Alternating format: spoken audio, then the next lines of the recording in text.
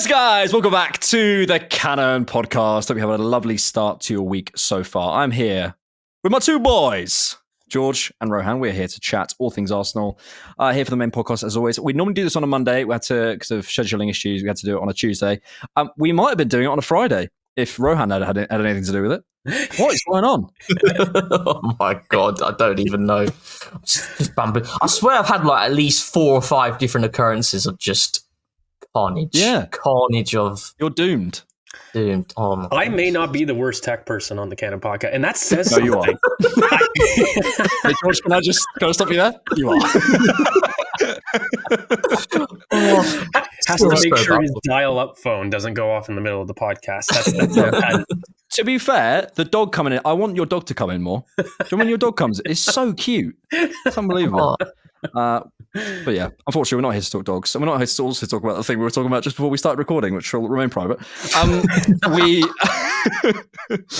are here to talk Arsenal. Before we do that, though, there was a huge game yesterday when we were recording. Liverpool, that's the team. Liverpool versus Manchester City. George, I'll come to you first. We've had a question in from someone, I can't remember the account, but the question is, what phase is Arne Slot in? I suspect it might have been a sarcastic question. But the more serious one, I suppose, is what did you make of Liverpool yesterday? Have they assuaged, I'm not sure that's a word, but I think it might be, your doubts about them? Thoughts on Liverpool and thoughts on that game? I think it comes down to how much you rate a City team without Rodri and where you place that in terms of tests. And also... as somebody that watched the game, I thought that Pep set them up in the worst possible way in the first half in terms of combating what Liverpool could do. It was a very fearful lineup for me from Pep. And the idea was to go with 4 athletic defenders and use athleticism to stop Liverpool, which for me doesn't make sense when your team's built off control in possession and the makeup of your team isn't athletic. And so when you try to be something that you're not, more often than not, it fails. And so I was confused. Good advice for life. At that approach, yes. And I just felt that Liverpool, mercilessly exploited that, especially in the first press. It was far too easy. And I just felt like, look, Pep is trying to solve this middle third hole that he seems to have. And it's made worse with Kovacic being out now as well. Kovacic for me offers the best replacement to Rodri's progression abilities in the carry. And without that, Pep is really up, Schitt's Creek in terms of how he's able to progress through the squad. He doesn't have very many people that can receive on the half turn and carry up the pitch. He's got quite a bit of technical players on the outside, but as far as Pep teams go, this is the most physical I've seen a Pep team in my own iteration of knowing Pep, between Barcelona, between Bayern, between cities. It's gone incredibly physical, and it's gone without kind of the build-up security that he's built his philosophy on for so many years. And so I think there, on one hand, you've got to appreciate what Liverpool are doing. Absolutely. I do think that's true. I don't think that it should be completely in the disingenuous category that they've done nothing. That is one thing that I can completely understand. Liverpool fans and mainstream media saying, can we stop acting like they're not a good team? Because they are. They are. They were the best placed team for me, and I maintain this. As long as, City have Rodri, Liverpool were third, clearly to me. I never felt that there was a decision between them battling top 4. They were clearly a third place team. And then the top 4, the 4th spot had a battle of many teams. That I could admit, but I felt Liverpool were clearly the best of the rest outside Arsenal and City. And then when you approach this season, it's why I asked the question, where do you rank a City team, forgetting the injuries to Oscar Bob, who, by the way, offers a huge threat on in wide areas that Pep was using and trying to rely on. But with their injuries, where do you rank that City team? And then where do you rank an Arsenal team with the injuries that they had at the beginning of the season? When we're doing all these projections, we have to be fair about context within those situations. And so from my perspective, Liverpool are a team that, for the most part, have remained injury-free, have played some very kind fixtures, and 2-0 had a really top performance against a top team that isn't a top team in the moment. Like, they played City, but this is not City that, you know, you would play last year in February. This isn't City that you would play in the run-in that accumulated the amount of points they had to beat Arsenal. That's not the City you're playing. So I'm struggling, because at the end of the day, it's still Pep Guardiola. But are we facing the name or the quality of Pep? Yeah. And that, to me, is the question more so. And you can only beat what's in front of you. You can only continue to do that. So from a perspective of Liverpool, they're going to sit there saying, well, I will keep taking this 9-point lead. And I'm going to sit there and keep saying, listen, I think you've done great. My questions come a little bit more because I've seen problems with your team setup, and I don't think that enough teams have exploited it. And in fact, the one team that was able to do it was a very injured Arsenal team who dominated. And when they were able to do that, they did exploit it. Now, are other teams going to be a little bit more cognizant about how to stop the Gravenberch entry? I think so. I think that's going to be very key to stopping Liverpool. I don't think you stop a Mohamed Salah ever. That's an all-timer of the Premier League. You're looking at their team. They've got 4 all-timers in their squad. So they're going to have times when they break variance. But from a game model perspective, there's a lot more that can be done to disrupt this Liverpool team, who aren't perfect. And I think there's enough stats to go and show, by the way, they aren't that much different to Klopp in terms of their output. But their approach is different to Klopp. But the output hasn't been that much different. So really, you have to ask yourself, has the league's quality gone up to a standpoint that the results aren't the same? I think I'm more in that camp personally. Rohan, yeah. The problem is we're on an Arsenal podcast, right? And we want Arsenal to win. Shocker. Yeah. So it's difficult to know how much bias is happening here when we're looking at Liverpool and we're going, but we're sort of looking for the flaws. And I do want to pick up on what George said in terms that they are a brilliant team. Their defensive numbers are absolutely unbelievable. Mohamed Salah's in unbelievable form. The way they attack, I think they platform and occupy spaces in the final third better than maybe any team in the world right now, certainly. They are unbelievable in the final third. And I don't, any Liverpool fan watching that, there's fun banter on social media and then there's actual football analysis. They are a brilliant side. But I can't hold that, and also, I suppose I don't know how to hold that, and the fact that, as George was sort of alluding to, Mark R Stats put some data out earlier on this week, looking at the goals difference and expected goals difference between this season and last season, so 23-24 and 24-25. They were performing better at points last season under Jurgen Klopp, specifically towards the beginning of the season, and they absolutely fell off a cliff by the end. But especially their defensive numbers were better at the beginning of last season. Their attacking numbers were better in the middle of last season. I'm looking at Salah. Some of his running numbers are dropping off. I look at the game model, and we've spoken a number of times about Virgil and Konate and what we think about them, and Robertson and the blindside runners and the transitions. And if you look at could they play out against Southampton? What George was alluding to around City in terms of I felt the ideas were there for City. I felt they had the spare man, but ultimately they were overdone by athleticism, I think, in the middle of the park, and they couldn't execute. They could not string a number of passes together. But I'm saying all of this, and they've made, what is it? I think 18 wins in 20 or something for Slot. Yeah. And at some point you have to say, okay, well, where are we? We can't keep going down that route and seeing all the issues, because that's not fair. So yeah, where do you sit with that?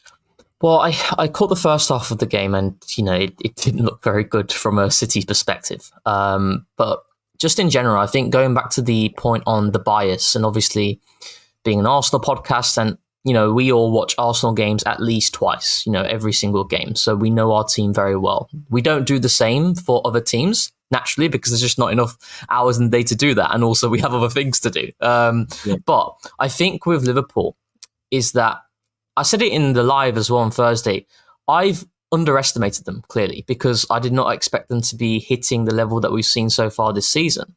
The numbers don't lie in terms of their metrics and the performances that they've had as well. But at the same time, as George alludes to, they do have weaknesses, just like every team. And even in that first half, I saw when City were playing, they had the spare man, but they weren't able to find them. And then the issue came from City being a team where if you give City the opportunity to, when you're pressing and you're saying, okay, we're going to allow City the opportunity to have an overload in their build-up, They will find it. Pep, Manchester City teams over the years, time and time again, were able to do that. They weren't able to execute yesterday. And then it came a game of running. Man City can't run to the level that we saw last season. And that's as simple as it gets. Because when you watch that first half and what I saw, the big difference that I saw from both teams, and actually Man City as well, they gave Liverpool a spare man in their build-up as well when they were pressing. They gave Liverpool the opportunity to find that guy, and they were able to do it. And they were also able to win the second balls time and time again because Manchester City, the way they set up, it just, I was baffled with it. You know, going with a Gundogan and Bernardo Silva midfield pivot out of possession, then they're moving a Kanji into midfield in possession, who's not the most comfortable in those areas. He can't do what John Stones does. And then you've got Rico Lewis and Mateus Nunes out wide, you know, as their outlets, and Walker then trying to join higher up as well when they get into the final third. But they weren't able to do that because they were just outrun in the game. What is he doing? Sorry, when you put it like that, what is he doing? I was baffled by it because, again, I only watched the first half and I saw the lineup and I thought, I mean, even on the live, I said it, Pep at his best day has never been able to break that Anfield curse. He's never been able to do it, you know, and the way City have been playing this season so far, I felt that the performances so far this season they've had, I mentioned it on the live where they've been quite inefficient. They've had a lot of opportunities early on in games. They've not been able to take their chances. So that was the kind of feeling in my mind that I had of, if City are going to do something in this game, they need to get an early goal.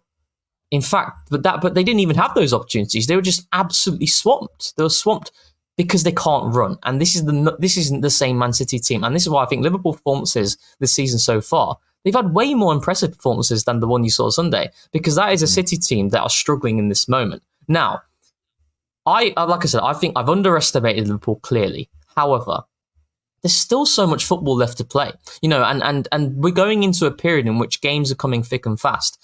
And, you know, they've got Newcastle on Wednesday, or I think it's Wednesday they have, you know, away from home. And then they've got to play Everton. Obviously, Everton not going through a good moment as well. These are difficult games that are happening within a short amount of time. And as George alluded to as well, the injuries, they've not had to go through significant adversity this season so far. Although they could argue, you know, Konate being out on the weekend, you know, that's a massive blow. And they've managed to pass through that test with flying colours. But I just think with them, like we alluded to, they do give you the opportunity to play around their press. Man City weren't able to do it. Southampton were able to do it in many moments, you know.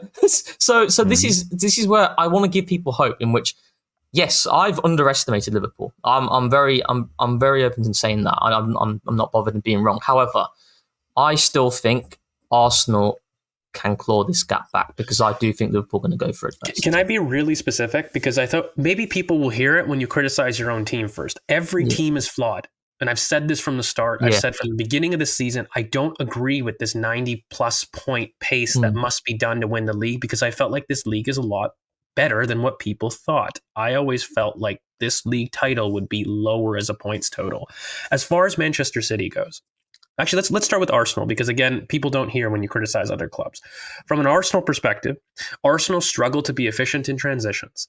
Arsenal struggle when there's an effective mid-block and the access to the middle of the park is cut off. Arsenal struggle to find solutions centrally, which means that if you can force them wide and you can stop them from entering the box wide with enough markers in the middle of the box, you can stop Arsenal from scoring. That is a flaw that Arsenal need to overcome, and we must do. I think there's things that we've been doing, by the way, that have been helping that, but that is a flaw that Arsenal have. Manchester City. Newcastle away. Yes, Newcastle away. Now, Manchester City. They are a team that don't have enough or effective central carriers in the middle of the park. What that means is they lack enough players to sit and turn inside a block and carry from their build-up to the final third.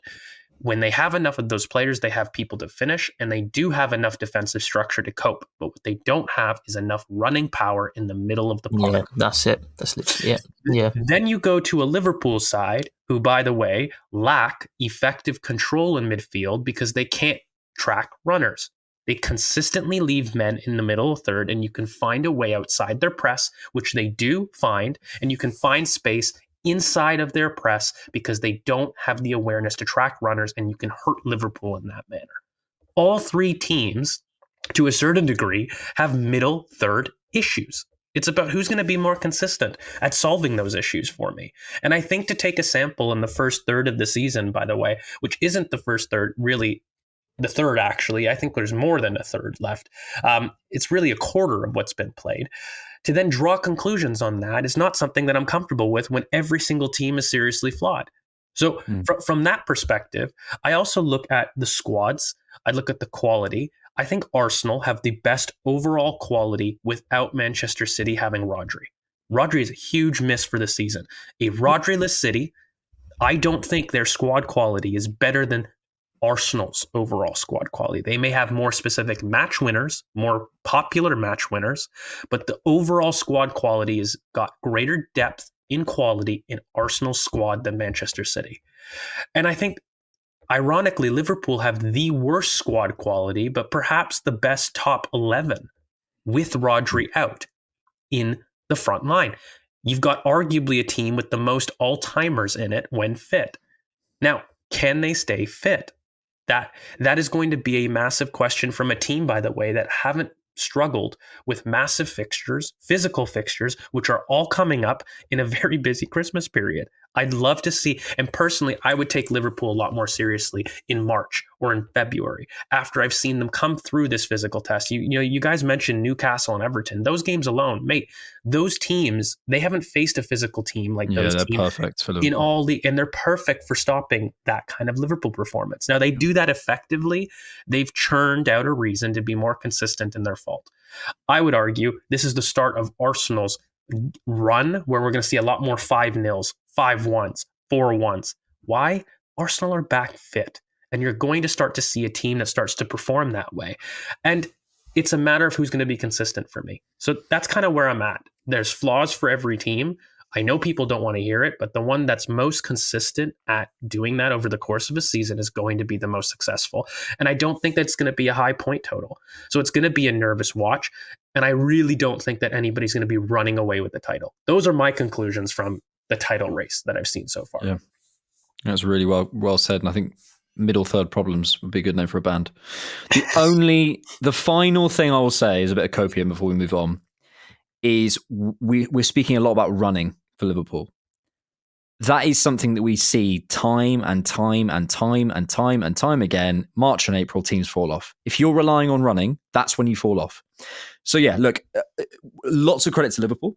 Lots of concern, lots of stuff to look at, as George says, a nervous watch, but nothing concluded. Do you know what I mean? I think this is the real feeling. Maybe I'm speaking for all of us, but I think maybe we'd all agree. There's nothing you can conclude in December. No. We could be 15 points clear. Maybe not that far. You know what I mean? Nothing is concluded. So I think we just have to remain open and keep watching because it's a fascinating season. Yeah. The Premier League is a very big humbler as well. You know, when you think you've got a fixture that you're going to walk, that's the fixture that you slip up on. And then what happened? You know, that it happened. Like Southampton, for example, it was very close in that game against Liverpool. Nobody's expecting it. And then it happens. So at times, that's why I said that in the Man City, I didn't expect City to get anything from the game. At best, a draw. You know, I expected the results that Liverpool got. It's the next two games that I've always looked at and thought, if Liverpool can win those two games, that's very impressive. You know, and I think you'd have to show your respect to them. But at the same time, if they do win those next two games, again, I can't draw conclusions for the season because there's so much football still to play. But I've always felt, you know, we watched Premier League football so many times over the years. It's such a humbler. You know, something can just happen. It's something that can just happen in a game, and that's it. That's the start of your downfall, isn't it? So, I mean, mid-table clubs, Iraola, Hertzler, Unai Emery, Amorim. But you know what I mean? Like, jokes aside, like the amount of brilliant coaches in this league is unbelievable. Let's briefly come to West Ham. I don't want to spend too long on it because we're going to start thinking about United. But it was a brilliant afternoon in an absolutely mental first half. Rohan, I'll stick with you to start off. I guess just overall thoughts, what you made of the game. I was really pleased with that approach. I think it felt as though, and it does feel as though, I feel like this is probably a bit of a fan thing, but it does feel as though every mistake we make is being punished. 5 minutes, we didn't quite control the tempo of the game, and there's 2 goals conceded. I thought other than that, the second half will probably go quite underrated as a way of controlling a game. I was really pleased with the way the second half played out. Just such a non-event. no real running, no real problems. Like, it was just really nice, and it wasn't fun to watch, but I don't care. So yeah, just overall thoughts on the game. Yeah, I think second half was kind of like a team that knows it's got a busy schedule coming up, and it's conserve energy. We don't need to be pressing high as we did in the first half. We can sit a little bit deeper and just protect what we have and be comfortable. And that's what it was, the first half.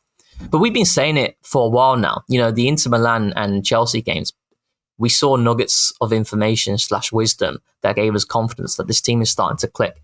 And we saw against Sporting, we saw it against Nottingham Forest, and I thought against West Ham. What I really liked was the fact that West Ham, they came quite bold in the game. They tried to press really high, and they were very courageous in that. And I liked the way that we were playing through pressure. We mentioned it many times I mentioned it last season, in which I think if there's something Arsenal can do better at, it is being a little bit more composed on the ball when teams are pressing high. Now, again, West Ham are not an elite team. They're very average. They're out on the poorer side of the table. But I did like the way in which we controlled the game through that. And I want to focus on Jorginho a lot, actually, because this is a guy in which I had a lot of doubts when we actually signed him. And I'd say it's probably my biggest error in judgment of an Arteta signing, because I didn't understand it at the time. But when you consider the performances that he's given from the moment in which we signed him, 12 million, it's ridiculous value for money.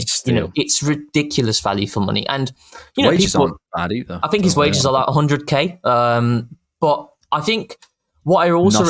It's not nothing. It's so funny in football when you're like, 100k, you make he's on nothing. £100,000 a week. Crazy nothing. Yeah, all right. But I think his consistency in performances, he's alongside the likes of Leandro Trossard as well. You can't knock those types of signings and the impact that they've given. And I like the way that Arteta used him, because he recognises Jorginho's flaws. And Jorginho mentioned it in an interview before, I don't know if you remember, where Arteta doesn't want him to compete for the first ball. He wants him to compete for the second ball, because he knows that's where Jorginho is at its best. And in the game against West Ham, what are West Ham really good at in an attacking sense? It's transitions. When they're able to get through a team in whatever way, it's usually through a long ball, or when Declan Rice is playing for them, it's through carries. It's the potency they have in attack because of how quick they are with Bowen and Antonio. They've added Somerville this season as well, Kudus. And instead of Rice being that guy who's higher usually when he's playing nominally as that left central midfielder, it was Jorginho who's higher. And we kept Rice deeper because Rice is better equipped in dealing with those transitions. And we know West Ham are not a team who's going to be able to play through us in their build-up anyway. So pushing Jorginho higher mitigates the number of scenarios that he'd have to face potentially if West Ham did manage to find scenarios in which they got through our first and second lines of pressure. And then on the ball as well, I know we're going really tactical, but just really quickly, in terms of the difference between Partey and Rice as number 6 and Jorginho, is that when Partey and Rice as number 6, in build-up, they do tend to come outside of the block and they split our centre-backs and they'll act as that central centre-back. And we don't do that with Jorginho. The reason why we do that with Rice and Partey, obviously, is to kind of provoke pressure and open up space in the middle. We don't do that with Jorginho because in the event of losing the ball, if he came out and he split the centre-backs, he's then our central point of that defensive structure. And that, again, is not the best way of using Jorginho. We kept him inside the block because he's very good at receiving and finding space. And he's really good at these passes into the half spaces in which we're able to get out. And I just think that we use him really well. And I like that Arteta, from that you can see, he recognises a player's weakness and he masks it by implementing a way, both in and out of possession, to allow that guy to thrive. And I think he deserves his own segment because he's not played much this season. And I do think if we are to have a successful season, we're going to need the likes of Jorginho to be able to chip in. And he was fantastic. And, the rest, you boys have said it on Instant Reaction about Saka and, everyone else. It's like, but we should keep talking about them, really. But we should keep talking about them because what they do in the likes of Saka, it's not normal, isn't it? And it was a stat that was, I was like, is that real? Hang on, I've got it here. It was like 4 I saw. It was from Scott Willis. The Haaland one? No, it was Son one. No, this was it. 20 goal creating actions for Bukayo Saka in the Premier League, leading all players. The closest after that, have a guess. What number? He's got 20. What's the closest after that? 15. 10. Wow. It's crazy. He's on 20 goal creating actions. No other player has more than 10. You know what it is too for me, mate? Like, it's just he's reached a new level this season. And that's partly why we want to talk about it. You know, I'm glad you brought up Jorginho. It was somebody that I felt like in the moment had a really good game. It reminded me of how we used him against Anfield last year. Yeah, that's it. In terms of the role. And I think that's the perfect way for him to come in every now and then. And I also really like I also really like David Raya's performance as well. Yeah.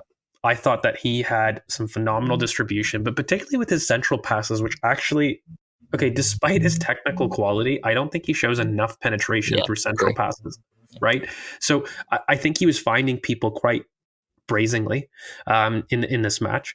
And then I think when I was having a look overall, it's really interesting to see Calafiori's evolution from when he came in to the last couple performances. Some of that is tied into him and his minute control, I think, and also working back from injury. Some of that is there, but the maverick nature has been toned down a bit to when he came in. When he first came in, there was these bursting runs consistently, and I think some of that is due to injury, by the way. I think we're going to see a return to it.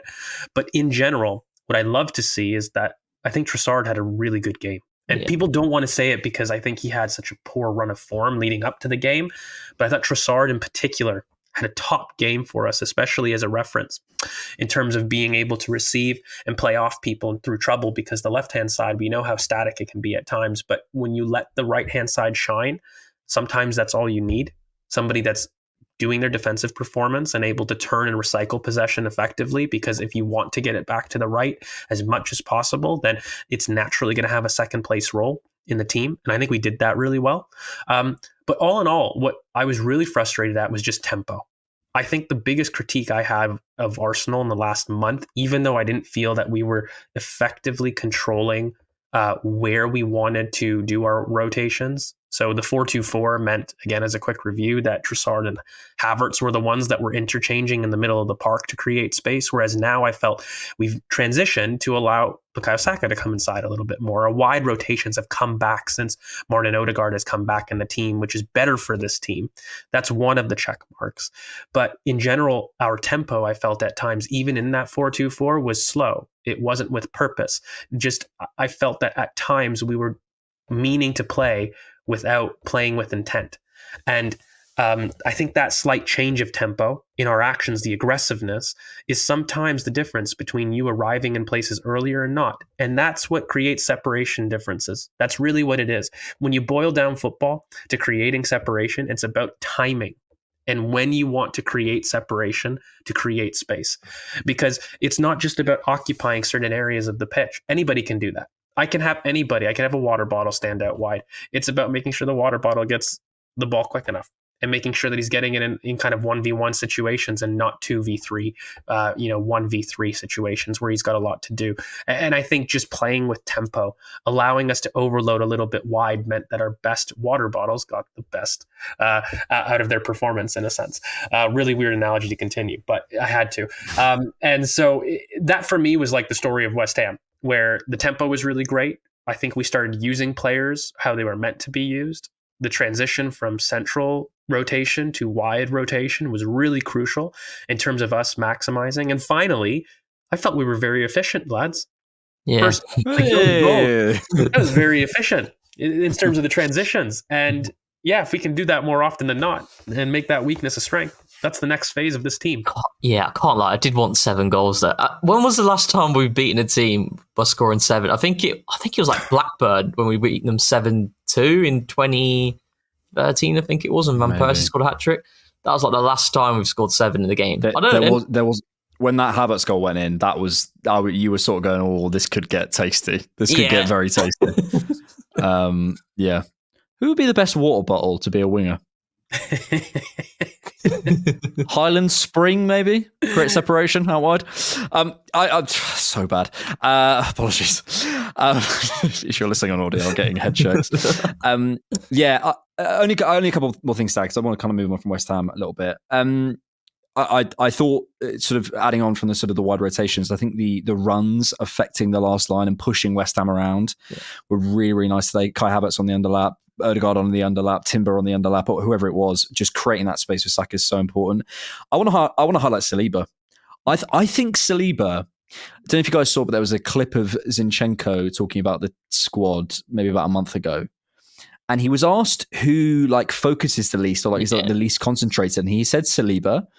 And I find it interesting. But then I was also like, if you're that good at football, it must get a bit boring. And that was one of those games where he literally was in about second gear the whole game. And part of it was, I think because of Jorginho's positioning that Rohan was highlighting, it took a little bit of responsibility for Saliba to be the hub, to be the safe option off his hands a little bit.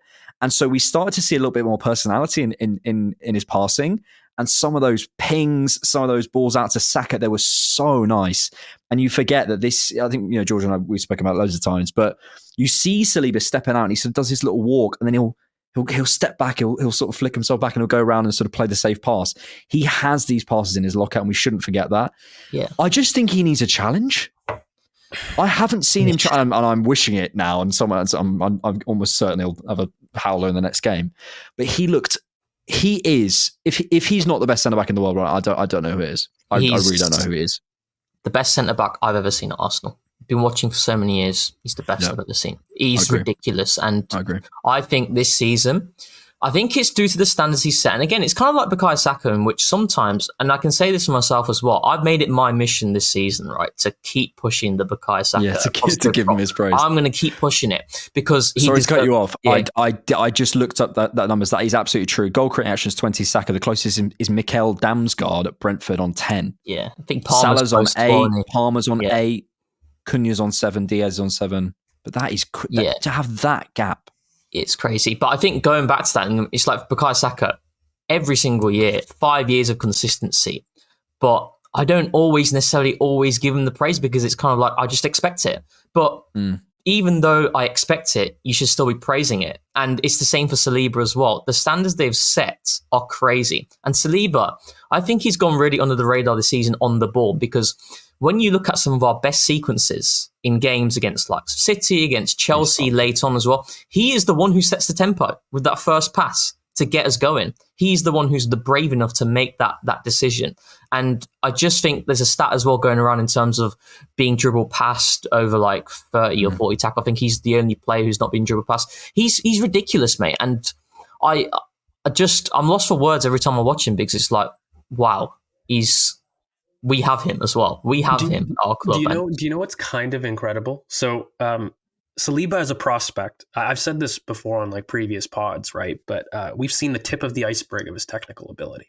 Yeah. And as a young prospect, a lot of people were afraid that we would coach the ball carrying out of him. And I think Saliba went through a phase when he first came into Arsenal. Again, people may have to go back in their memory. Marseille's using him as an overlapping center back to kind of push up the pitch, right? And so his ability to carry the ball, find himself out of pressure, and find creative solutions in the middle of the park when pressed is not normal. It is that of a midfielder. I think we've forgotten because we've made him a central center back for so long. No one presses him. Yeah, no one tries. But he's also not responsible for provoking entry. And so we've actually people might call this taking away his running, but we just put him in a role where he's not asked to run. And so I think people have forgotten this a bit. And if I'm allowed to be a little bit nerdy, I look at how to maximize assets in the squad, okay, long term. And you're looking at Yuri Timber and what he's been able to give you at right back and the security that he gives you. And we're looking at somebody like Ben White coming back into the team, and how do you maximize those assets between that right-hand side of Timber, Saliba, Ben White? There's a lot of talent there. And I'm just wondering, we're looking at what Saliba's been giving us this season about how he's been able to carry into pressure. I'd like to see that long term. I look at Saliba and I look at somebody like him and think, okay, you have got far too much quality for you to be the main centerpiece that I want our build-up to rely on. The trouble is he's so good defensively and getting dribbled past that do you want anybody else being your fulcrum? But is there options for somebody like a Ben White to return back to his Leeds DM versatility? This is my super nerd hat on, coming in and inverting from midfield to split center backs, much like we asked Jorginho to do in role. And is there scope for something like that to allow for a William Saliba to carry on the outside to affect things more in play? Is there scope for adding somebody that can allow Saliba to take more ownership of the ball, not just in first phase, but in second phase responsibilities? And what does that look like? So, but yeah, like that's just my nerd what if things that we could look at. But I think Saliba's form this season has been incredible. I think there's a lot more to see. And I think as soon as you start giving him more ball carrying responsibilities, you're going to see what is going to make him define the position. He's going to bring things that we haven't seen before, personally, to it. And it's just really exciting trying to tease that out. Give him a lifetime contract, I beg, please. Saliba's season has spoken. Yeah. Give him a lifetime contract, please. Also, by the way, if people don't know, George's old handle on X used to be Saliba season. This man has been repping him a long time. I thought you were going to say Rice as well. I think Rice could be there in terms of 100%, dropping back and the impact can on do that. Before we move on from the West Ham game, I do very, very quickly, because I don't want to spend too much time, just want to talk about the set pieces. Gabriel. Firstly, credit to Calafiori for that screening job. Wow. There was a moment when I think I said this on the instant reaction. Nico Yova just goes like, if you can't see, I'm just doing like a fist pump. He just does this like thing, and you're like, you whatever you did, you know what? And they kept getting asked questions. So Timber, they were like, you asked him to do this, and Timber was like, I'm not going to tell you that. And then someone asked Mikel Arteta a question. He's like, I'm not going to tell you. Mm-hmm. And this is the thing: is firstly on that. There's so much. Football is a very simple game in some aspects, and in other aspects, like this, it's incredibly complicated. And the stuff that a manager is going to tell you in a press conference does not add up to the amount of detail they give into it. They don't go into the set pieces and go, lads, just give it to him today. Just give it to him. They've got to give them instructions. But we can begin to see the instructions like Calafiori screening. And Gabriel, I mean, very quickly, Roham. Yeah. I can't think of a bigger set piece threat in Premier League history than Gabriel from that situation. Now, he relies on unbelievable deliveries from Saka. I think I said on the instant reaction, in terms of putting the ball on top of the goalkeeper, I prefer Rice. In terms of finding the right slot in the box, I prefer Saka, but you want them both. Yeah. But Gabriel, John Terry, probably over a bigger sample. Van Dijk as well is up there. Yeah. Van Dijk's up there, but in terms of that, the player coming forward and and how good a team are and that reputation for set pieces and the fulcrum of that as Gabriel, I can't remember anything like it. That could just be my age. I don't know, but it's like you.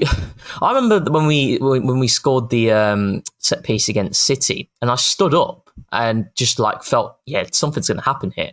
It's actually crazy, you know when we talk about like right on that. I'm so sorry. Do you boys get a little when you think you're going to score? Do you have a little, I think we're going to score her? Yeah. I stand up. I stand up. My hit rate's pretty good. It's so weird. I watch the team enough that I'm like, I think this feels like sorry, go on. Yeah, no, it's actually crazy. And I've always felt so all the top teams over the years, they have certain aspects of their game that are just inevitable. For us, it's Bukayo Saka's inevitable productivity. Doesn't matter what game it is, he is going to get a goal or assist. He's going to create a big moment. The evidence is there this season as well. I went through it last week. Every single game, he's produced at least one magic moment of quality. The other thing that is inevitable for Arsenal is set pieces.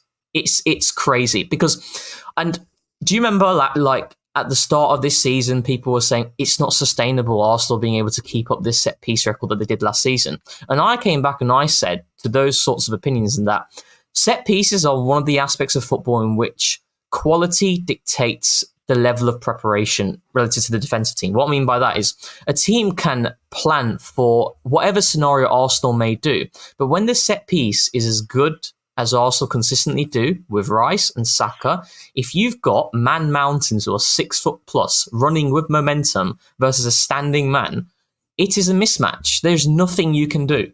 It's just basic. Like imagine I'm a centre back trying to defend Gabriel, and I'm like 6'2". I think he's like 6'5", and I know what he's going to do. But then if he's got a run on me, there's not much I can do with that.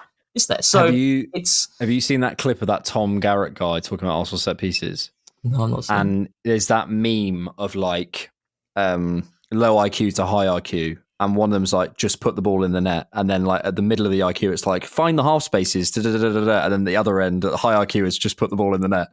He's basically like, I don't know what that set piece coach is standing. Oh, yeah, he's just got up there, and he's just a big boy. He's just gone in there. It's a terrible impression. That is a good accent. Not gonna lie. I'm like, you're wrong.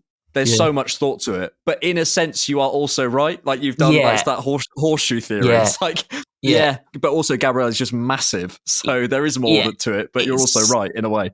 It's like we have so many different routines and sequences, but it always boils down on the quality of the delivery, and then the guy who's on the end of it, isn't it? Yeah. You know, and that's. But you know what?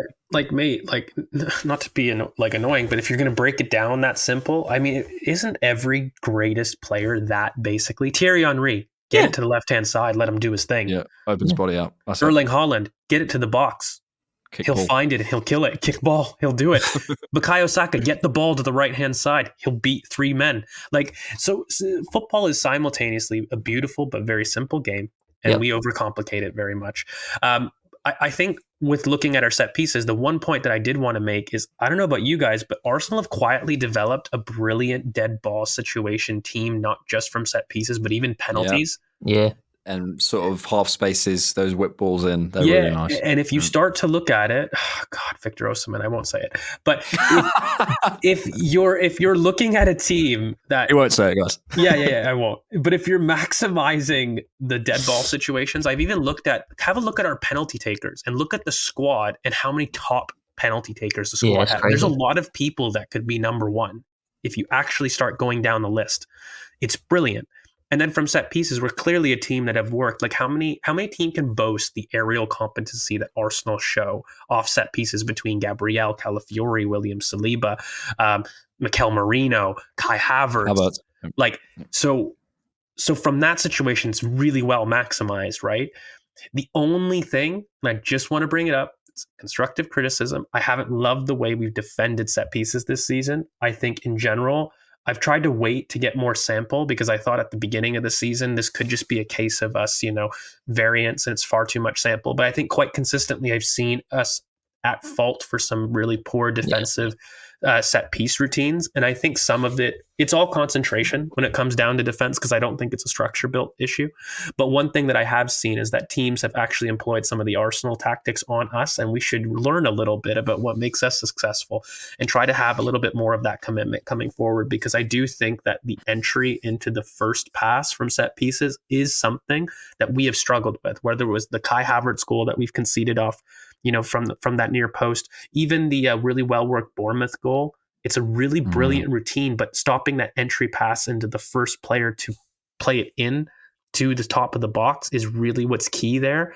And I think we're just a little slow to the entry pass in general on defensive set pieces. The near post is been involved in quite a lot of those. Yeah, Sporting recent one. Yeah. Well, we've been talking about how good we are, which is always nice. Should we ruin it before we get on to some questions? Why not? There is a negative, and we've kind of hinted at talking about this. I don't know if I've told you we're going to talk about this, Rohan. We kind of hinted at talking about this. Raheem Sterling. I saw a comp of Reece Nelson going around, and he's like, oh mate, he's controlling balls on his back. The variation in his running of where he runs, his ability to receive inside. I know, Rohan, you and I joke about this, but his turning radius as a winger is really, really good. Yeah. And it's like his close control. He's got these lovely floated ball to the back post, Alex Iwobi, that he started picking out. I completely see why Silva's started to pick him. And then Raheem Sterling comes on. And look, George, I want to come to you first because you made a very, very good point before we start recording. I want you to repeat it for the pod. If we hadn't signed Sterling and we kept Nelson, and Nelson was having the minutes that Sterling's having, we'd all be rioting. But George, make your point. I would rather garbage minutes be good. And from a perspective, from a perspective of like, from a player's side, of course, like you want him to have development, you want him to have more minutes. But I'm sorry, care about Arsenal.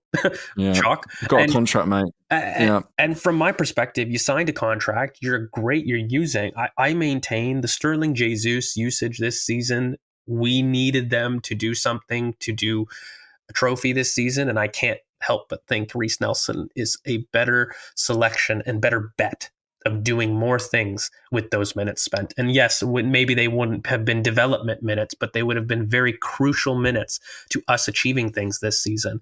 And I've really got into this point of making sure that we maximize depth. And this whole question of depth, I think, is something that we as fans need to challenge ourselves with, because you can't be somebody that is unbelievable quality, that's unbelievably versatile, that is unbelievably fit, and stay at a club. Otherwise, you're Julian Alvarez and you go to Atletico Madrid. Yeah. And look, I think I'm going to make a bold claim. I think Reece Nelson is in that boat. He's somebody that is far too good to be depth. But until he made that transition, I wanted to milk that asset as much as possible. And I don't think we've done a great job with selecting, Raheem Sterling too. Look, some of this is unfair to an extent because they're different profiles. Reece Nelson isn't as much of a runner as you would assume a Sterling to be. But to be honest with you, I don't care. I've been having this debate recently with a lot of people that look at Arsenal's front line lacking runners. And to me, we lack people that make the right decisions. Reece Nelson makes the right decision 9 times out of 10, and it leads to more efficient plays in transition. That is why he looks brilliant. Alex, when you're talking about the variation in his running patterns and whatnot, okay, part of it's a skill thing to be able to turn on a dime and do it, but part of it is making the right decision about when to go outside, when to go inside, and that's something that for me he strikes every time, and that's something that Raheem Sterling fails at every single time, and that's something that Jesus fails at 90% of the time. Yeah, we spoke in our scouted of Sterling. I think actually even said that he needs a rule of like once he crosses a certain point on the pitch, you have to make an action. Rohan, I want to come to you and like look, we could go into that. We've had quite a tactical pod, so I don't want to go too far into this, like Sterling and what he does and where he receives it and all that sort of stuff. But really, I want to focus on the man. I don't see the fire in Sterling that I see in other players. I just don't see it. Yeah. And maybe I'm projecting. Maybe I am. I don't know. I'm obviously looking for it as well. We can sort of go back to the Liverpool conversation that we're looking for flaws. I'm kind of, if we'd signed Sterling, I might be sat here going, well, this, that, and the other, but because he's on loan and there's someone nice so I'm looking at on a comp, I'm going, for God's sake. But I still don't feel when I watch him that desire to play for Arsenal that I see in others. Yeah. Leandro Trossard, when I think he literally said F's sake when he got taken off the other day. And I don't love that, but I prefer that than apathy. I really would. I prefer it. And I feel this apathy of Sterling when he plays. There's this moment where the ball goes wide. I can't remember. I don't think Ethan was on at that point. Is it the one with Wan-Bissaka? Is it the challenge with Wan-Bissaka? Because that's what really annoyed me. No, that one annoyed me where you see the levels between him and Saka. But there was a moment where we're attacking, the ball goes wide, and there's like the most obvious run you could ever see inside, and he just doesn't make it. Yeah. And it just felt like, and again, this could be me projecting, it felt like I can't be bothered. We won the game. Yeah. I can't be bothered. Over the years, I've loved Raheem Sterling, and I think he's one of the underrated Premier League wingers over the past decade, I'd say, personally. I think he's fantastic. But mate, I've been so disappointed with him. I'm actually quite shocked with what I'm seeing as well. Like, I didn't expect it to be at the level that we've seen. But the Wan-Bissaka moment, I was fuming with that, not gonna lie. And people say, there's always been this talk about, Arsenal's wingers, they're tasked to do too much in terms of defending the fullbacks. That's just basic stuff. Like, if the fullback is going forward, the winger needs to support your own fullback. And it just felt like there was a lack of anything there, and it's so frustrating. And George makes a good point about, Jesus and Sterling. Those two are Premier League winners. They're Premier League winners. They have experience. Centurions, And those two are arguably the most frustrating forwards that we have at the club. Not arguably, they are. It's not an argument. They absolutely are. Leandro Trossard has gone through a really bad patch of form, although these last 3 games have been really good, in my opinion. Forest, Sporting, and most recently West Ham. but I can never get too much on him because of what he's produced, and also his as you alluded to, his attitude and his intensity as well. But I was just not seeing it with Sterling. People point to the assist that he gave for Ethan Mounier. I mean, we're clutching at straws, are we? We're clutching at straws. Yeah, and George, I know it's such a fan point that he wants to play for the bench. Like, who cares? Like, he's on money, right? But I feel that off Trossard, and I don't feel it off Sterling. That's what I have to say. Well, you're not going to get into the team by showing apathy and expecting because your name is Raheem Sterling. Like, I'm sorry, it's just the career trajectory took a case in which Sterling went to a team in Chelsea that were in a rebuild, and he could get by being the name Raheem Sterling. And there was a lot of really poor fundamentals, poor application in that team, but it was a team of superstars and a team where names guided the dressing room. And he's gone to now a different type of culture. I still think Raheem Sterling can add something to the team. It's not that it's useless. I mean, the analysis is still there. The only thing that I can say is I really worried about this transfer in the summer. I was really against it. And I worried mainly because I was sitting there thinking, okay, I've got to see you and trust that in the moments we don't play well, you step up. For that signing to work, okay, let's ignore the value part of it and how we got into a Band-Aid, right? But for Raheem Sterling to work in theory, and for Jesus to work in theory, these experienced winners, they had to be players that when Arsenal were searching for a goal, they had to step up and provide it. They had to provide moments. That was step one. Or number two, the point I made, they had to have enough in the tank to provide effective substitution for Bukayo Saka, so we see more of Bukayo Saka and he be the moments player to go on. They've failed on both aspects categorically. So not only the moments, which is something that's probably predictable, I don't think they've provided enough effective rotation for us to see more Saka because their play has been so bad. We would look at Trossard potentially doing that. But as far as what they've been able to offer us in terms of effective frontline rotation, they aren't even proving to be an effective Band-Aid to even come in and provide good rest. And that is the biggest frustration, I would say. Do you know, like, as you know, when you mentioned it, Alex, you know how Calafiori was screening in that corner to give Gabriel the platform to shine? That is what Raheem Sterling and Gabriel Jesus should be doing for Bukayo Saka.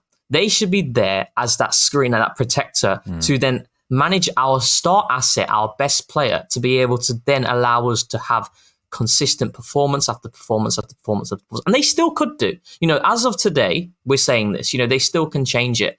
But it's been so disappointing. And I want to really touch on the Reece Nelson thing really briefly. Forget about the analysis, but I'm happy Reece Nelson's at Fulham and he's on loan because this is the player, and you can go through my tweets. Reece Nelson is like, I've got like an attachment to Reece Nelson. Like I love him. And he has given so many good cameo performances for Arsenal. I'll maintain that. In terms of efficiency of minutes to performances, he's right up there. He's always been used sparingly. And Mikel has spoken about how you know, Reece he's an excellent player, the quality's there, etc., etc., etc. And we can sit here and say, oh, what happens if Reece Nelson was here, you know, as opposed to Sterling? He wouldn't have used him. Mikel would not have used him because the evidence is there in front of us previously. Since Arteta has been the manager of Arsenal, right, after that Chelsea game, do you know how many starts Reece Nelson's had in the Premier League? 2.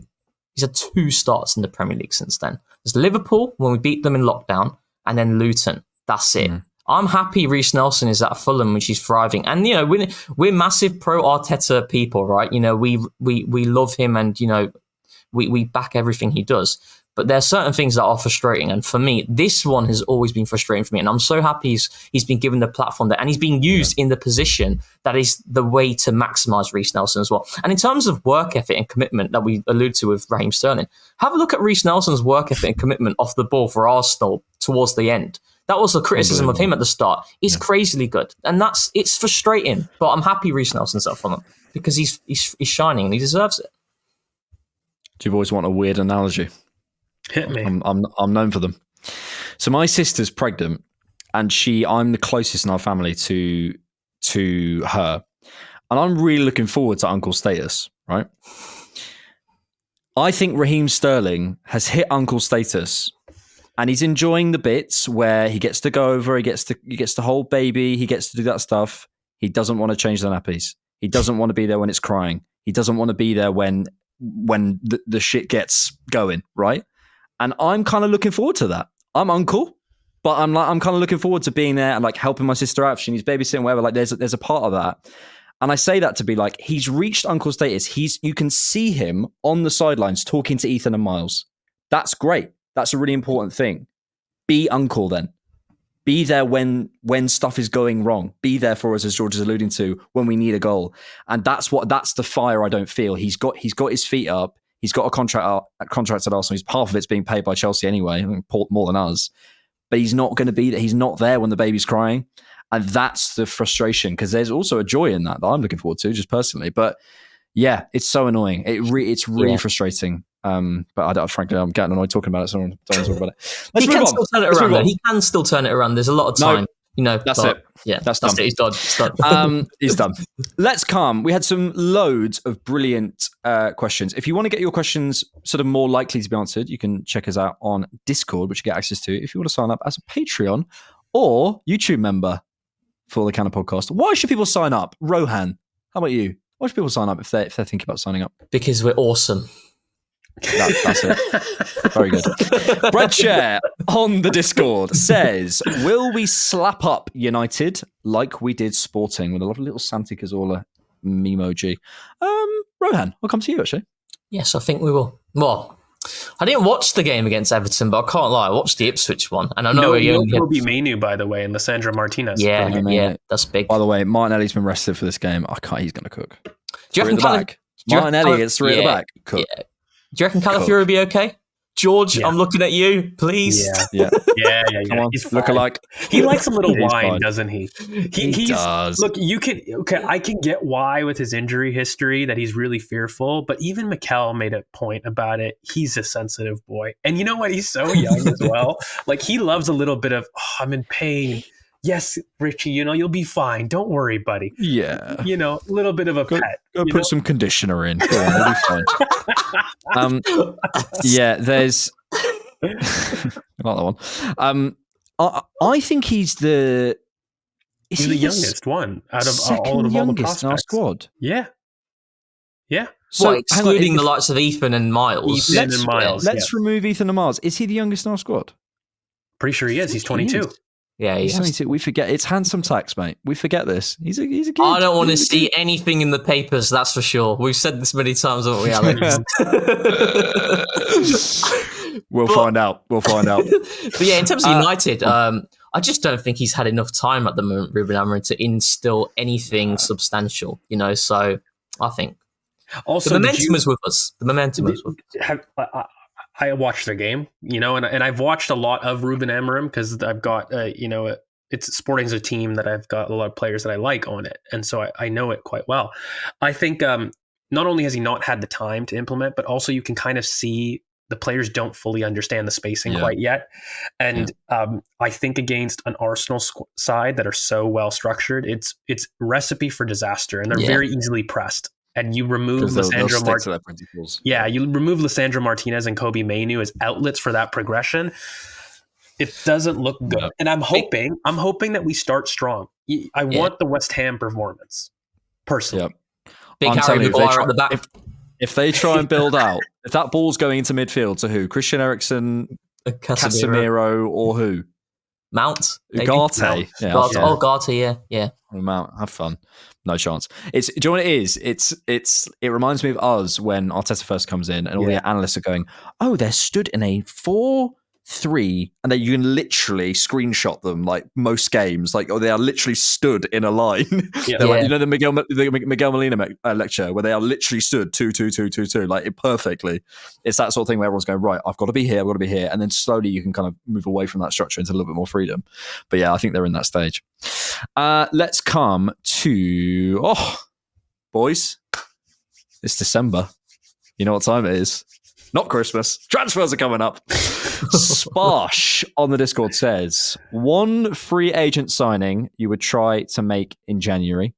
Some interesting names: Alphonso Davies, Joshua Kimmich, Mitchell, Aina, Dominic Calvert-Lewin, and then Fordham Football's come in later and said, George, I ban you from saying Davies. George,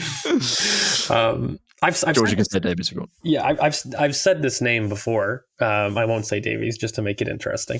Alvaro Valles, the goalkeeper, second goalkeeper. Yeah. Oh, Brilliant. yeah, we need to sort that out, actually.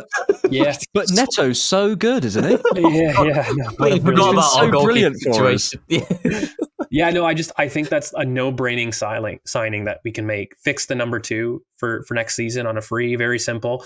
So yeah, that's a free that I would make. Do you want a little list of players whose contracts expire next summer?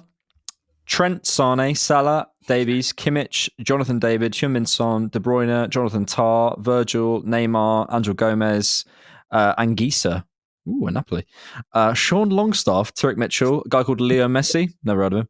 Diallo at United. Ooh, hello. Calvert-Lewin, Ferland Mendy, Thomas Partey, Christian Norgard, and Marco Verratti. Oh, and Harry Maguire's on there. Any names to I'll tell you what, I don't know for us, but Christian Norgard's very underrated in terms of as a purchase for, I don't know, not Arsenal, but he'd improve United immediately, wouldn't he? I agree. Let's go over to X. This is from Fordham Football, who says, thoughts on Jorginho's interview with Rio, in particular the comments on Rice. Neither George nor I have seen this, so we're relying on you, Rohan. Have you seen it? I've only seen the clip about the wingers, and it's been used in a way to criticise Martinelli. And I'll tell you now, it has been taken way out of context. Before you came on the call, George, did I not? I said that verbatim. He did. I said that. I love you, Rohan. I said that verbatim. Honestly, so I saw something going around. I saw something. You know how I feel about Martinelli. I'm going to tweet after this pod. I'm going to tweet it out because this is something that really frustrates me. Where people will clip a certain segment and they'll use it as a way of fulfilling their agenda. And this is where I think you need to be as impartial as possible. I can tell you now, the way that people have interpreted this, it's nonsense. It's absolutely. He's not even talking about Arsenal. He's just talking about coaching in general. It's a bizarre. Yeah. Yeah. But I need to watch that. It's like an hour long, though. It's like an hour long, so be pretty good. So. Here it is from Kill Edward. What phase is Slot in? I'll tell you what phase he's in. The phase where he doesn't come in with Mustafi and Socrates as centre-backs. How about that? He comes in with the greatest Premier League centre-back of all time at his peak. Why did you say? Why did you call it Socrates? Socrates. Socrates or Socrates? I couldn't stand that player. Honestly, I could not stand that. About to sing then. I can't stand. Question from Harry on X, who says, would you swap Saliba for Haaland if you could? Never. No. Lifetime contract. That was clear. Lifetime contract, please. Vinayuk, who's at, I'm not going to read out, says, Mbomo feels like a perfect January signing, 40 to 50 million. I love Mbomo. I've said it before. I think he's probably one of the best forwards outside the top 6 that you can get. I can't talk about how highly I see him, but I think it's another Michael Olise situation. If you're him, I just can't see the feasibility of coming to Arsenal. He's just too good in the sense of, like, I thought Michael Olise at Palace would be brilliant, of course, but I mean, to come in, he's almost too good to be backup, and he'd want to start, and I don't think he's different enough to start and use in different positions. He's really somebody that I think if Newcastle are smart, they do everything to create and fix the Minta mistake that they made with Mbeumo. Yeah. I'll tell you what also really annoys me is, when people talk about, we need to get a top quality Saka backup. But look at the top wingers and the top players across Europe and look at their backup options. They're not of the highest quality. Can I tell you my boy that I really want? Oh, do it, George. I've been doing it in so long. Tyler Dibbling. I've been saying this he's cold, a lot. He is mustard. And he also, by the way, 18 months left on his contract. And he's got that Cole Palmer thing in interviews where he's just like, he's just like dopey. Have you seen him? No, I've not. He's not. No, dopey's hard. He's quiet. I won't. Yeah, he's introverted. I won't be derogatory, but he's just like, you can tell he's just like, I play football. Yes. And I love that. Yes. I love that. It's I love like it so much. he just like smashes into people and just runs past them like they're not there. It's crazy. Do you know what's so funny is certain players like Murillo, I was shocked Arteta didn't move for him. And I heard from one of my sources that he doesn't like it. I was like, what? But when I look at Dibbling, the quality on the carry, the duels, the height out wide as well, like, bro, that's an Arteta player. It was that game against United when he absolutely cooked Dalot, honestly. In and outside as well. He's got the running power both sides. And I'll tell you, if you were lucky enough to watch him in the academy, here come George's and Nance claims. He is like an incredible interior. You said it.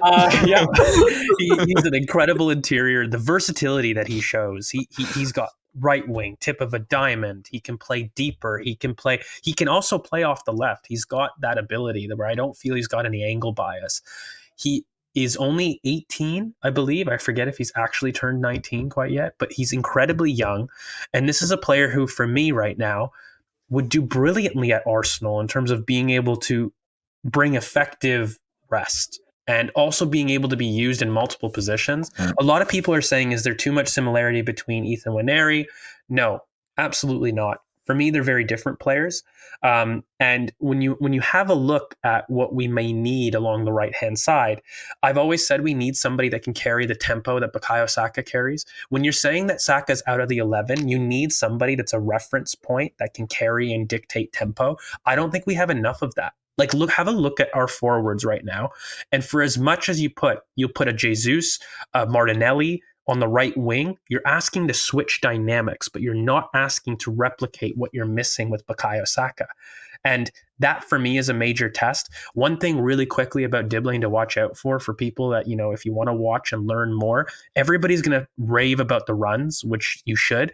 But guys, have a look at the way he generates shots and how short his backlift is and the power he generates. So when he bursts through and is able to test keepers, it's brilliant. And that, for me, is a quality that leads to efficiency in the box. And that's what I want in my next forward. So it's not just efficiency of dribble, of carry and decision making, but that shot technique, the ball striking technique is phenomenal from Dibbling. That's what makes me really like him. I am now looking at an 18-year-old on Google Images, and it's a slightly weird thing to say, but I think when he fills out, I wonder if there's a reference physically as well in terms of a hold-up. Absolutely. I wonder in a couple of years, because I think we could use that as well. Sort of two-pronged question. One sort of inspired by SJBO on Discord, who says, any thoughts on Brighton's current overperformance? A really young squad overall with a few potential future stars, mate. Belabor. Oh my goodness, mate.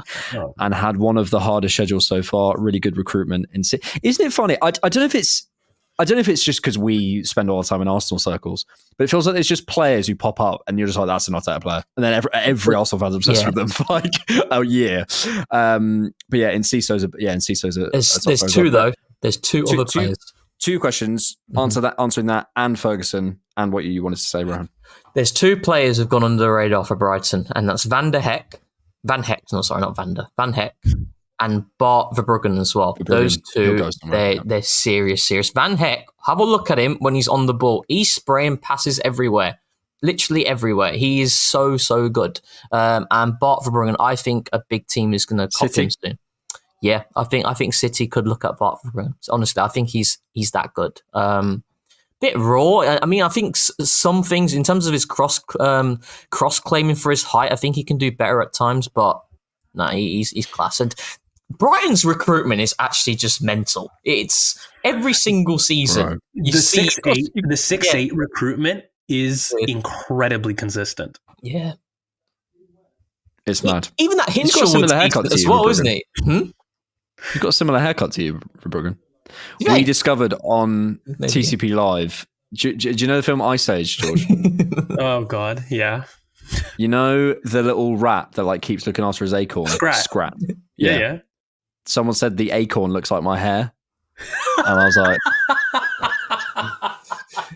"That's not actually." And I was like, "Yeah." It was such an obvious cooking. That's you just can't violation. No. But it's just so clear. It's so right that you're just. It's better than the Tyson Fury and all those other claims. Accept it. Yeah, at some point you got to accept it. Do you know what I mean? Got to just accept it. But I see Verbruggen in your hair, Rohan. Well, I don't think Who's got George hair? oh, I don't know. I cut my hair recently, but I don't know. George's got a cheeky quiff in it, so I do. It's very nice. It's very nice. Sorry, back to the football. Doesn't take super life. But yeah, Brighton. Sort of thoughts on their current overperformance. Thoughts on Hurtzler, George? He's showing the typical signs, I think, of what modern managers are coming through to be. Incredibly young, bright ideas, pun intended. And I think in general, he's somebody that at least has given a lot of evolution to the De Zerbi buildup, which is what I really quite like. Like, I find sometimes new managers, they run into this route of, do I repeat what's made the past manager successful and just try to carry? Whereas I felt that, Hurtzler has added some variations, and it isn't De Zerbi. It's a little bit more vertical. It's got that traditional German philosophy to it, which I really like, because I think what made Brighton successful last year is very different to this year. And it could be why you might be finding, by the way, an Evan Ferguson slightly out of favor in general. Because they really prioritize a quick build-up to get it to their forwards and transition quickly. And they're a lot more built on transitions and counter-attacking in terms of drawing pressure to one area and quickly springing to another.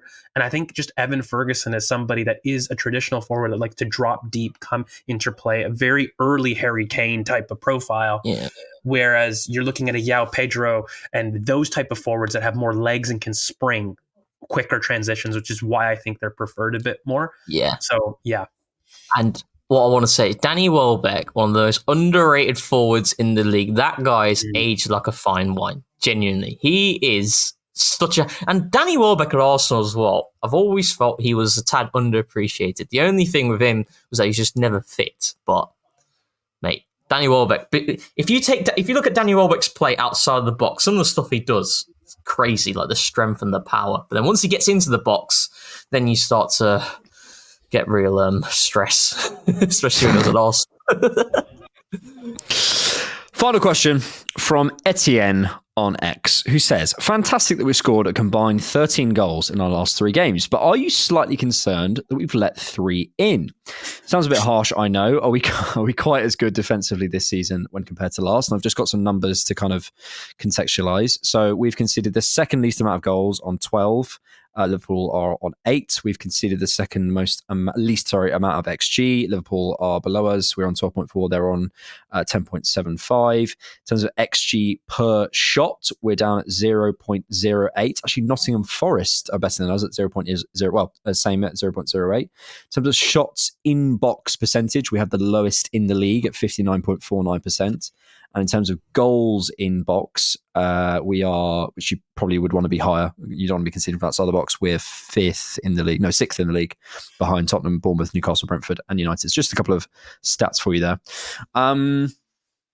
Rohan, I actually think a lot of this is down to the set piece stuff that we were talking about earlier. That's 3 goals we conceded from set pieces. So there's a concern there.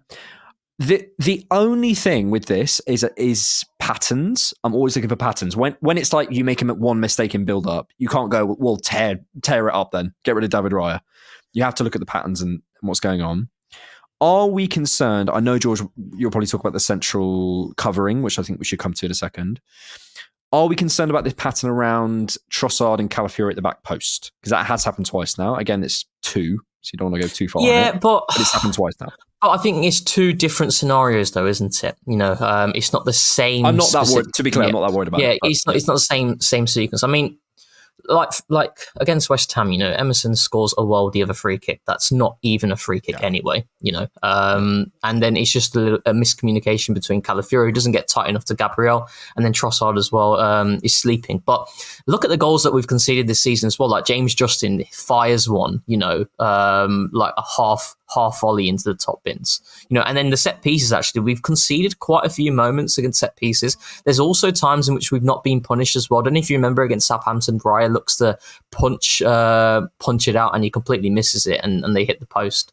Ollie Watkins should probably score as well. Ollie Watkins should score, but then that one. But that was an unfortunate deflection as well in terms of how that situation came. But I don't worry about Arsenal defensively. I think, like you said, the XG per shot is very low, and then you consider the teams that we've played as well. I'm not. We are conceding quite a lot of shots, but the location and the XG Yeah. of them is very, very And low. that's influenced by the game state as well, the red cards, and also the Just opposition. gonna say that. Yeah. If you isolate that out of the stats, and I mean, people are going to say, well, you can't, just don't get sent off. But no, it's logical. I mean, when you do that, it's really impacted our defensive performances. Where we allow shots to be taken is still phenomenal. I think the defense is the same. You start adding more sample of 11v11, we're going to go back to the best defense in the league. You add more fitness there. I do think set pieces are absolutely something that's a general weakness. It's got enough pattern, and it's something that we need to fix a little bit more. And a point of improvement. Also, the one thing that I would say in terms of just defending really quickly, I don't know about you guys, I don't have numbers to bring up this stat. I have felt that Arsenal in transition in the last 18 months to 2 years is something that you could argue could be a weakness, especially off kickstarts and the beginnings of halves and the end of halves. Yeah. I think there is an opportunity to catch Arsenal out in the first 5 minutes either side of the interval in general. And I don't have enough stats to back it up. Well, you saw it in 22-23, right? There was a couple of times which Leeds got a shot on goal and Ramsdale saved it. Bournemouth scored. Fulham scored. Last season, we've seen Leicester score very early on from a set piece. We've seen Sporting score. That's off the top of my head. That these are happening quite quickly. I just get this feeling that we need to be more intense at the beginning and start of each interval. Look, it's something that I focus on. Like when I was coaching, one of my biggest remits, I would nail into my players. Not that I would ever let you like to fall off, but I would say first 5 to 10 minutes, either side of the half, in terms of starting and ending the interval, I want complete and utter focus, because those are the most vulnerable times for teams typically. And I do feel at times that we're a little bit lax in terms of our assignments. It can take us a little while to get going. I mean, Gabriel's a perfect example of this. I feel like to start the season and to start games, that's when you can get at Gabriel. But then as the game goes on, he grows. And he's like an incredible channel defender. So I just wonder if somebody can maybe bring those stats up this season and last season. But I do find that could be something to look at. I don't know. The data center. Note it down. Note it down now.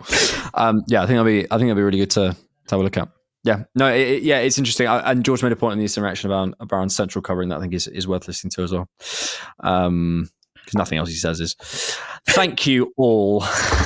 That one thing is worth listening to. Thank you all for being here. Really appreciate it. Thanks for all your questions. Make sure if you are watching on YouTube and you got this far, make sure you hit the like and subscribe. Check out these fine gents on X. As always, and that's good stuff. We've got some stuff coming on Patreon this week. Got the Youth Pod coming on Patreon. Going to start adding some rewatches and scouted back into the fold. George and I have been very busy boys. So we're going to get that back in. And Rohan's going to join us on a couple of rewatches and stuff as well, which is exciting. When are you going to India? Friday. I think I've asked you this a good 12 times. Yeah. I should know this by now. Friday. Yeah.